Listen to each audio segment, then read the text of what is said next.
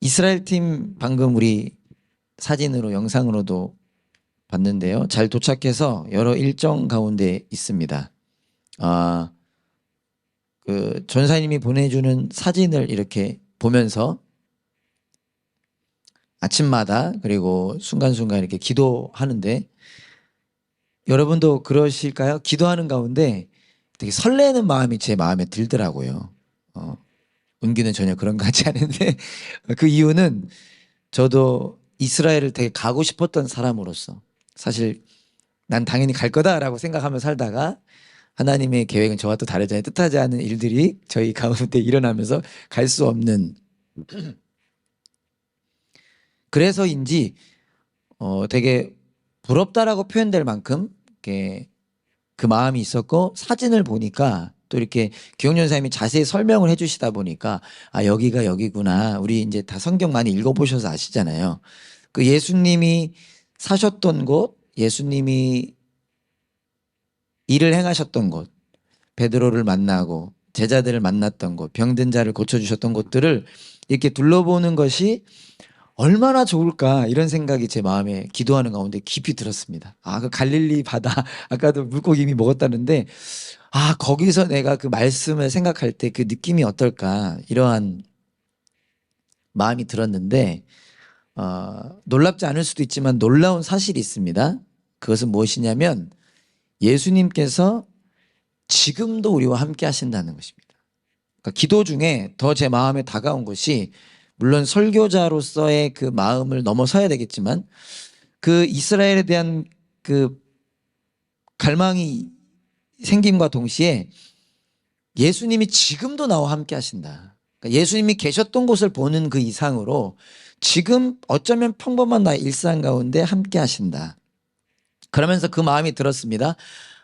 여기는 그런 분 안 계신 것 같은데 예수님을 모르는 분이 있다면 이 말씀을 통해 특별히 가상 7원을 통해 예수님을 만나게 되는 일이 일어나길 바라고 이미 예수를 만난 우리는 또 이 십자가의 말씀을 통해서 정말 더 깊이 예수님을 만나게 되고 하루하루 예수님과 동행한다는 그 의미가 무엇인가를 고백하게 되는 그러한 마음으로 이 예수님의 십자가에 사신 말씀들을 나누고 있습니다. 그래서 저와 여러분들이 예수님의 십자가의 죽음을 통해 우리에게 허락된 그 은혜를 깊이 누리게 될 수 있기를 간절히 소망합니다. 십자가에 달리신 지 6시간이 지난 쯤에 지난주 내용이었죠. 목마름의 고통을 말씀하신 예수님께서 목마르다고 하니까 사람들이 해면에다가 포도주를 적셔서 입술에 가져다 주시죠. 그 신 포도주를 이게 재밌는 표현입니다. 사실 신 포도주를 받으신 후 그냥 해면을 스폰지를 입술에 갖다 댄 것뿐인데 그거를 성경 기자는 그 잔을 받았다라는 느낌의 받았다라고 표현하고 있죠. 결국 예수님의 십자가의 죽음을 나타내기도 하는데 그런 후에 예수님께서 말씀하셨습니다. 예수님이 하신 6번째 말씀, 이제 다음 주 7번째 마지막인데 6번째 말씀이죠. 30절에 보면 예수님께서 신포도주를 받으시고서 뭐라 말씀하십니까? 다 이루었다. 다 이루었다. 영어로 보면 영어 있나요? It is finished. It is finished. 어떤 분들은 It has been finished가 뭐 더 문법적으로 맞다고도 표현하시는데 성경에 보면 It is finished 라고 표현되고 있습니다. 다 이루었다. 한번 따라해 보실까요? 다 이루었다. 네, 라고 예수님 말씀하셨습니다. 여러분 어떤 의미일까요? 다 이루었다. 어떤 의미일까요? 하나님께서 원하셨고 계획하신 일이 끝났다는 의미입니다. 그런데 아시겠지만 조금 다른 게 우리 학생들 에세이를 끝내고 다 끝났다. It is finished. 저도 설교 준비를 끝내고 저는 그 끝나는 날 정말 감탄합니다. 뭐 여러분이 보실 때 어떨지 모르겠지만 전사님은 공감하시겠죠. 설교 원고를 다 끝낸 그 순간 다 했다 하거든요. 저만 그런 거 아닌 걸로 알고 있는데 뭐 어떤 건 설계 다 끝내고 다 했다. 비슷한 의미 쓰지만 다릅니다. 뭐가 다르죠? 하나님께서 원하셨고 계획하신 일이 완전히 온전하게 퍼펙트하게 끝났다는 의미입니다.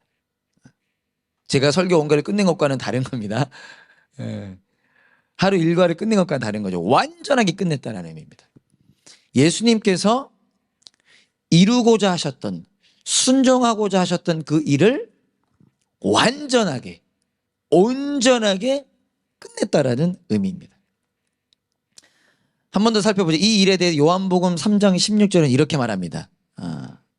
저와 여러분들에게 새로운 은혜가 있기를 소망하는데요. 요한복음 3장 16절이죠. 하나님께서 세상을 이처럼 사랑하셔서 외아들을 주셨으니 이는 그를 믿는 사람마다 멸망하지 않고 영생을 얻게 하려는 것이다. 모든 사람은 멸망을 향해 갑니다. 멸망을 인지하냐 인지하지 못하느냐의 차이일 뿐, 감사하게도 여기에 있는 우리는 인지하는 거죠. 정도의 차이는 있을지언정 다 인지하죠.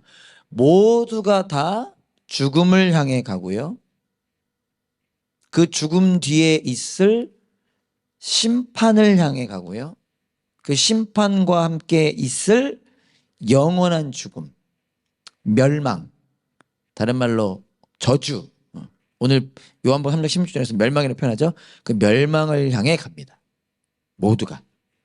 놀라운 것은 하나님께서 이 일을 원치 않으신 거죠. 사람들이 멸망당해 마땅할 그 사람들이 멸망하지 않고 영생을 얻기를 원하셨습니다. 그래서 자신의 외아들 예수님을 주셨습니다. 하나님께서 세상을 이처럼 사랑하셔서 외아들을 주셨다는 거예요. 어떤 의미죠? 보내주셨다. 그리고 죽게 하셨다라는 의미죠. 우리에게 주셨는데 죽게 하셨다. 즉 예수님의 십자가 죽음을 의미합니다. 예수님께서 십자가에서 죽게 하셨다라는 것입니다. 예수님께서 십자가에서 죽으셔야 했던 이유는 뭐죠? 바로 우리의 죄 때문입니다. 죄로 인해서 우리 모두는 죽음과 심판과 멸망을 피할 수 없게 된 것인데, 우리가 아무리 사랑해도 내가 이 옆 사람이 다른 사람의 죄의 문제를 해결해 줄 수는 없잖아요. 내가 죽는다고 이 사람의 죄의 문제가 사라지는 건 아니잖아요. 예수님께서 우리의 신 대신, 우리의 주인 대신 예수님께서 저와 여러분들의 죄를 가지고 가셔서 어제, 오늘, 내일의 죄를 다 가지고 가셔서 본인이 죄가 되셔서 우리 대신 십자가에서 죽으신 것입니다. 그래서 마가복음 10장 45절에 이런 말씀이 있죠. 우리 한번 같이 읽어볼까요? 마가복음 10장 45절 시작. 인자는 섬김을 받으러 온 것이 아니라 섬기러 왔으며 많은 사람을 구원하기 위하여 치를 몸값으로 자기 목숨을 내주러 왔다. 오늘 예수님께서 6번째 하신 말씀 다 이루었다. It is finished를 다른 말로 표현할 수 있습니다. 뭘로 표현할 수 있을까요? It is finished. 어렵네.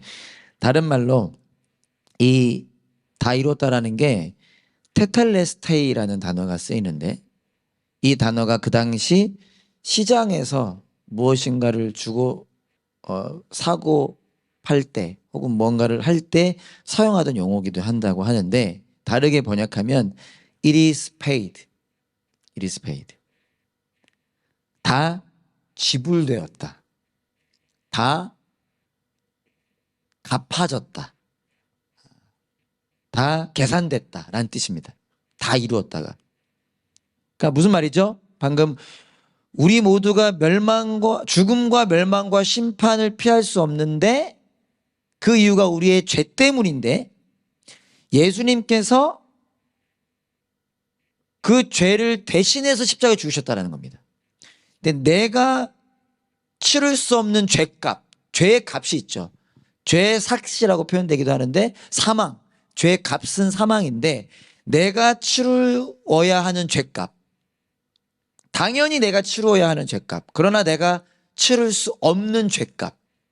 내가 아무리 갚으려고 해도 갚을 수 없는 그 죄의 값을 예수님께서 대신 it is paid. 그런 경우 해보신 적 있나요? 한번 혹시? 밥 먹고 나가려고 했는데 누가 개선했다는 거예요. 얼마나 기분이 좋은지 저도 한 2번쯤 경험해본 것 같은데 예수님이 대신 치르셨다는 겁니다. 근데 뭘로 치르셨다는 거예요? 마가복음 10장 45절에 보면 다시 보여주시면 많은 사람을 구원하기 위하여 치를 몸값으로 자기 목숨을 내주러 왔다.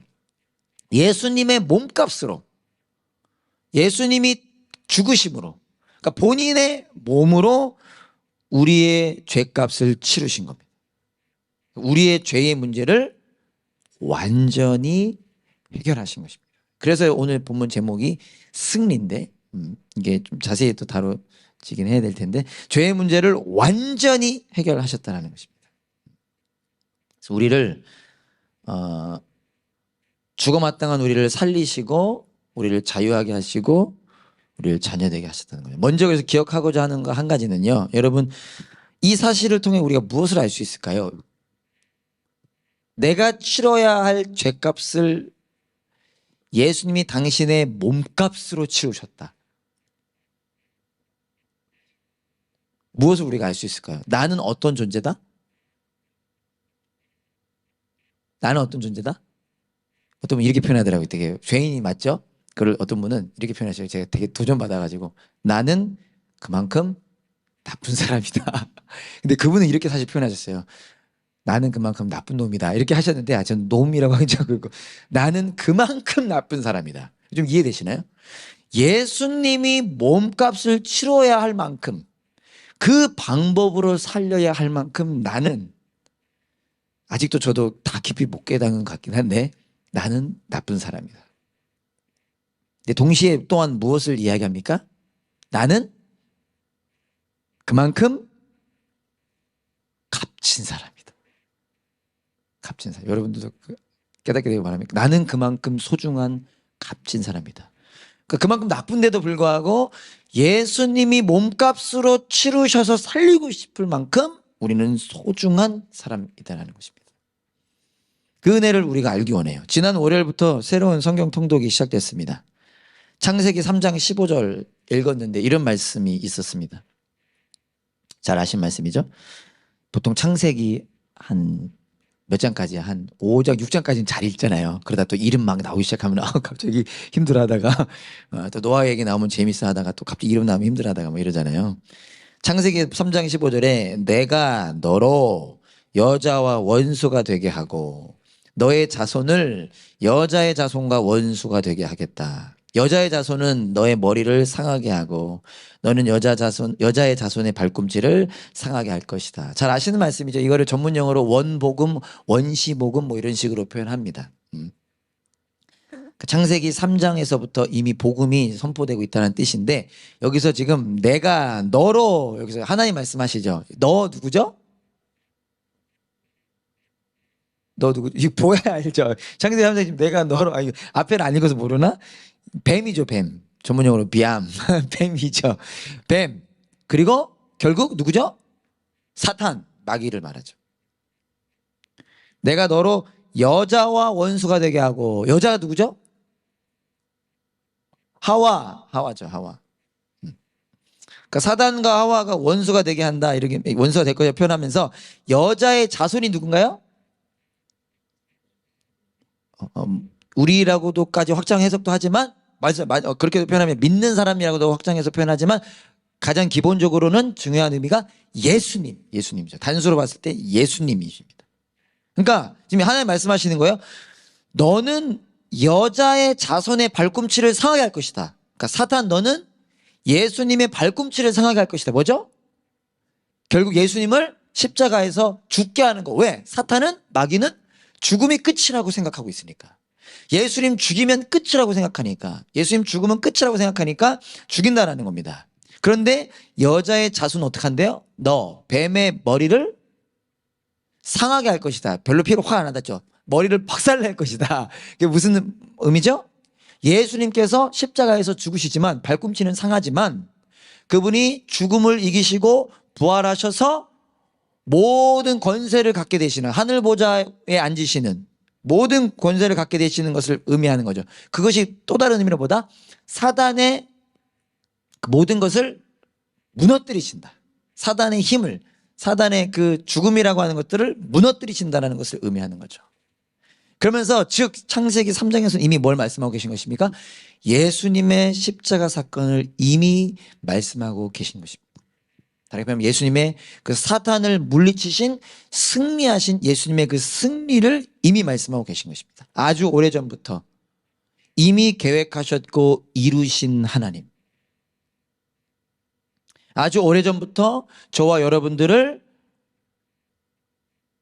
살리고자 계획하시고 이루신 하나님.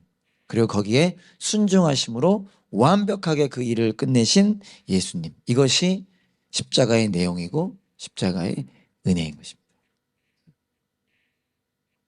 오늘 말씀을 통해서요, 두 가지를 점검하고 붙잡고 살아내길 소망합니다. 첫 번째는 나는 믿는가입니다.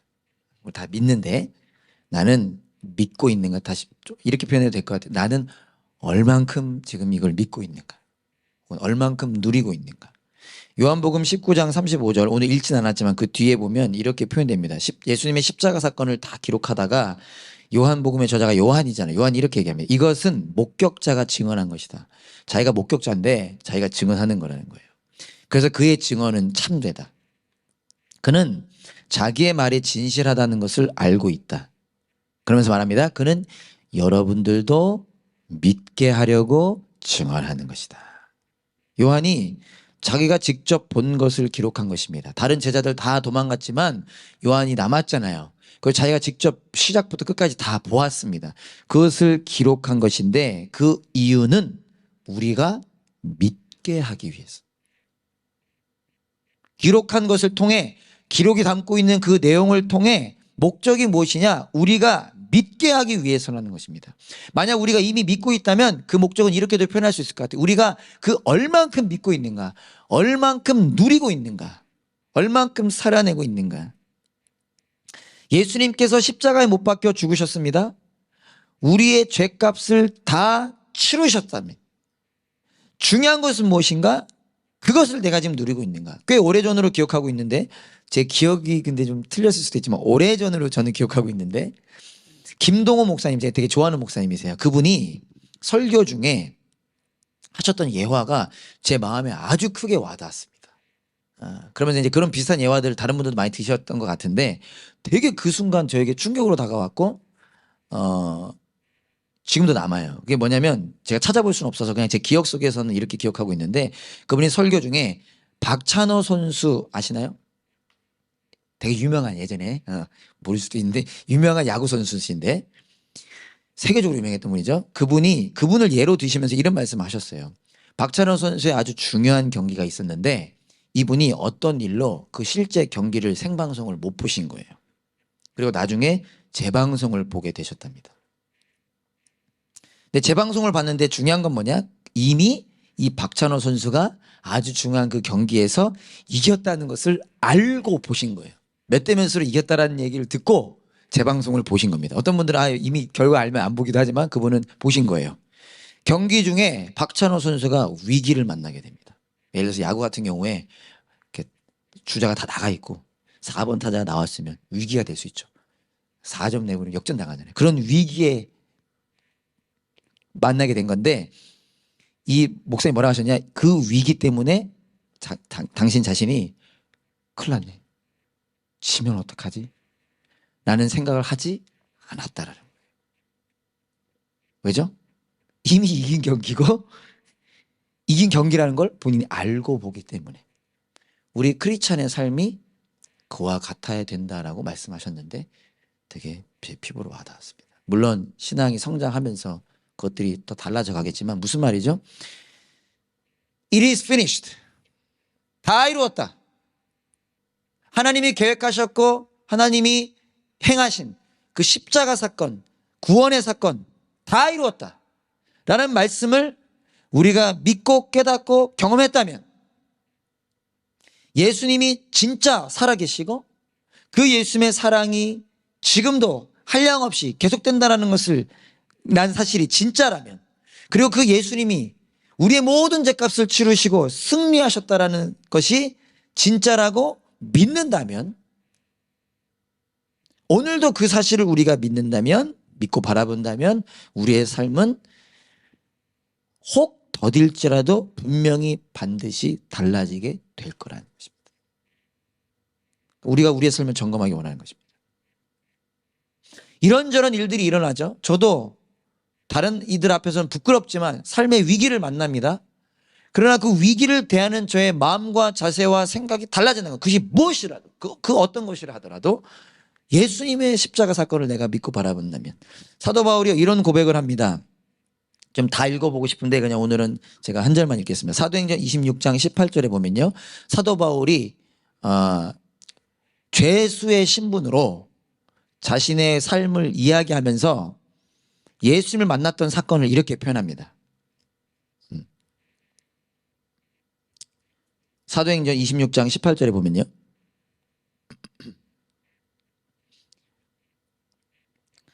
이것은 그들의 눈을 열어주어서 그들이 어둠에서 빛으로 돌아서고 사탄의 세력에서 하나님께로 돌아오게 하며 또 그들이 죄사함을 받아서 나에 대한 믿음으로 거룩하게 된 사람들 가운데 들게 하려는 것이다 하고 하나님이 자기에게 말씀하셨다는 거예요. 내가 너를 구원한 이유는, 내가 너를 만난 이유는, 너처럼 죄인이 없는데 너를 내가 나의 자녀로 삼은 이유는 이 내용 때문이라고 말하는데, 이걸 다르게 이렇게 표현할 수 있을 것 같습니다. 예수님을 믿게 되는 것이 무엇인가?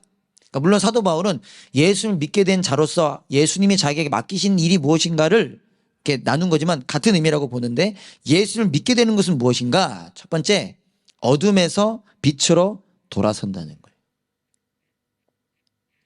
두 번째, 사탄의 세력에서 하나님께로, 하나님의 세력으로 돌아오게 된다는 겁니다.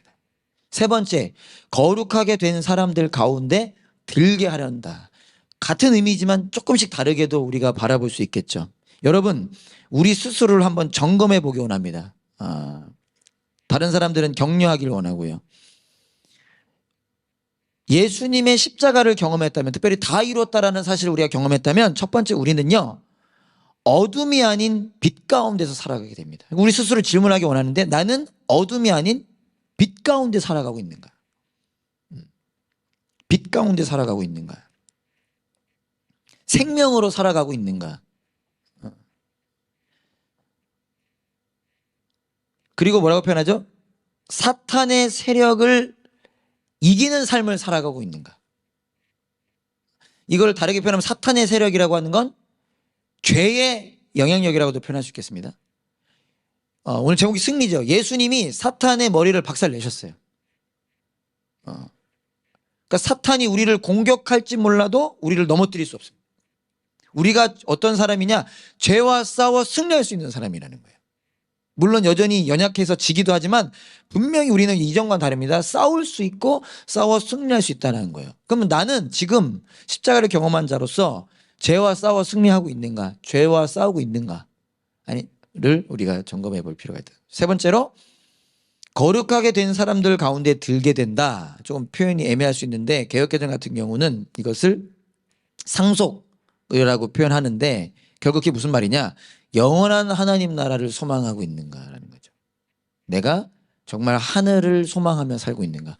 이 땅에만 매여 있는 건 아닌가? 우리가 한 가지 다시 기억하고 싶은 것은 예수님께서 저와 여러분들로 하여금 이런 삶을 살아가게 하신다는 거예요. 그러니까 우리가 예수님 십자가를 만났다면 다 이루신 예수님께서, 우리와 동행하시며 우리 안에 거하시는 예수님께서 이러한 삶을 살아가게 하신다는 것입니다. 저와 여러분들의 역할은 뭐죠? 그것을 소망하면서, 그것을 바라보면서, 그것을 붙잡으면서 그렇게 살아내고자 힘쓰는 것이죠. 그래서 2023년 아직 1월이죠. 우리가 십자가를 만나고 더 갈망하는 가운데 우리의 삶이 더 풍성해지길 원합니다. 두 번째로, 우리가 또 점검하고 붙잡고자 하는 두 번째는요, 어떻게 살 것인가. 첫 번째 나는 믿는가였다면 두 번째는 어떻게 살 것인가. 요한복음의 저자인 요한이 요한복음을 기록하면서 유독 계속해서 강조하는 표현이 있습니다. 이걸 듣고 한 번 더, 지난번에 한번 나누긴 했는데 그 표현이 뭐냐면요. 성경 말씀이 이루어지게 하려고 라는 말을 계속 반복해요. 다 살펴보면 시간 관계에서 안 되니까 조금만 보겠습니다. 여러분 혹시 성경 있으신가요? 이게 준비가 됐나요? 요한복음 19장 24절에 보면요. 몇 주 전에 살펴봤던 거죠. 그들은 서로 말하기를 이것은 찢지 말고 누가 차지할지 제비를 뽑자 하였다. 군인들의 표현인데 그러면서 그들이 나의 겉옷을 서로 나누어 가지고 나의 속옷을 놓고서는 제비를 뽑았다 하는 성경 말씀이 이루어지게 하려는 것이었다 라고 기록하고 있어요. 28절에 보면 오늘 말씀이죠. 그 뒤에 예수께서는 모든 일이 이루어졌음을 아시고 성경 말씀을 이루시려고 목마르다 하셨다. 36절에 보면 일이 이렇게 된 것은 그의 뼈가 하나도 부러지지 않을 것이다 한 성경 말씀이 이루어지게 하려는 것이다. 이게 어떤 장면인지는 아시죠? 유대인들이 그들의 그 규칙 때문에 시체가 계속 매달려 있는 게 싫었어요. 근데 죽어야 시체를 내리잖아요. 그래서 어떻게 하냐면 십자가형에 다리를 부서뜨립니다. 왜? 다리를 부러뜨리면 이 십자가형은 이렇게 못 박혀 있잖아요. 그러면 숨을 쉬려면 우리가 이렇게 있으니까 숨을 쉬는 거냐. 매달려 있으면 숨을 쉬려면 자기가 이렇게 올라가줘야 되는데 그것이 되는 게 뭐냐면 이게 다리로 그게 조금 가능하다는 거죠. 이걸 부러뜨려 버리면 그게 안 되니까 빨리 죽는 겁니다. 숨을 쉬기 힘들어서. 근데 예수님도 그렇게 하려고 했는데 이 성경 구약 성경에 예수님은 뼈 하나도 부러지지 않을 것이다 말씀이 있는데 예수님이 이미 숨을 거두셨어요. 그래서 다리를 부서뜨리지 않죠. 어쨌든 이건 참고로 말씀드린 거고 근데 그것도 뭐라고 굳이 표현하고 있죠? 그냥 그 모습만 기록해도 되는데 성경 말씀이 이루어지게 하려는 것이다. 그리고 37절에 보면 또 성경에 그들은 자기들이 찌른 사람을 쳐다볼 것이다 한 말씀도 있다. 계속해서 요한은 성경 말씀이 이루어지게 하려고 성경 말씀이 이루어진 것이다. 성경 말씀이 이루어지게 하려고 계속해서 반복하고 있습니다. 무엇을 강조하고 있는 걸까요? 당연한 건 그거죠. 십자가 사건은 하나님께서 말씀하신 대로 이루어진 사건이다를 강조하고 있는 거예요. 하나님 말씀하신 게 그대로 이루어진 거야. 동시에 그러려면 예수님께서 어떻게 하신 거예요? 하나님께서 말씀하신 대로 그대로 이루어졌는데 하나님께서 말씀하신 대로 그대로 순종하신 것입니다. 본인 마음대로 순종하신 게 아니라 말씀하신 그대로 순종하셨다라는 거예요. 사랑하는 여러분, 어떤 삶이 가장 복되고 아름답고 근사한 삶일까요? 너무 뻔한가요? 어떻게 하면 복되고 아름답고 근사한 삶을 살 수 있을까요? 그리스도인으로서. 세상 사람들은 모르겠지만 세상 사람들은 글쎄요 돈 많이 벌고 뭐 높은 자리에 빨리 올라가고 몸 좋고 뭐 이런 게 뭐 근사하고 아름답고 복된 걸지 모르겠지만 우리는 하나님께서 말씀하신 대로 살아가는 것이 가장 근사하고 복되고 아름다운 삶입니다. 나한테도 좋고 옆 사람에게도 좋고 이 세상에도 좋은 거죠. 하나님께서 말씀하신 것에 순종하는 것. 즉 어떻게 살 것인가? 우리 교회가 어떤 교회가 되기를 원하는가? 하나님께서 말씀하신 대로 말씀하신 것에 순종하는 것. 즉 똑같은 얘기 하게 되는 건데요. 하나님 말씀을 붙잡는 삶.